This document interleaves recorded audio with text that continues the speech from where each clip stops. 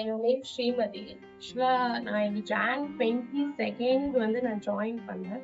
அப்போ என்னோட வெயிட் வந்து பார்த்தீங்கன்னா 97 கிட்ட இருந்துச்சு.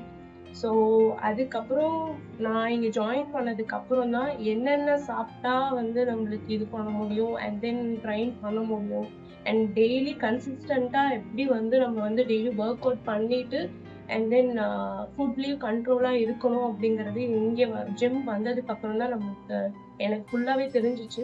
ஸோ அதுபடி பார்த்தோன்னா எனக்கு 20 kg கிட்ட இப்போ லாஸ் ஆயிருக்கு. ஸோ கன்சிஸ்டண்ட்டாக எந்த ஒர்க் பண்ணாலுமே நம்மளுக்கு வந்து பெனிஃபிட் கிடைக்கும்ன்றது ஜிம் வந்ததுக்கப்புறம் தான் தெரிஞ்சுது.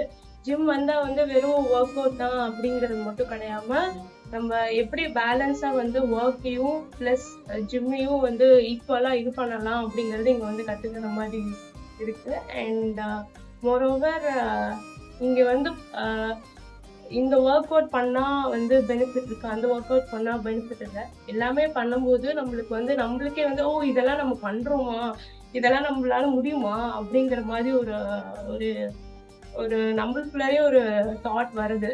ஸோ அதே மாதிரி எல்லாரும் யார் வெயிட் எல்லாம் அதிகமாக இருக்கும், நம்ம வந்து எங்கேயாவது போயிட்டு ஜிம் போக முடியலையே அப்படின்னு யோசிக்காம வந்து ட்ரை பண்ணி வெயிட் லாஸ் பண்ணுங்க, ஹெல்த்தியாக இருங்க.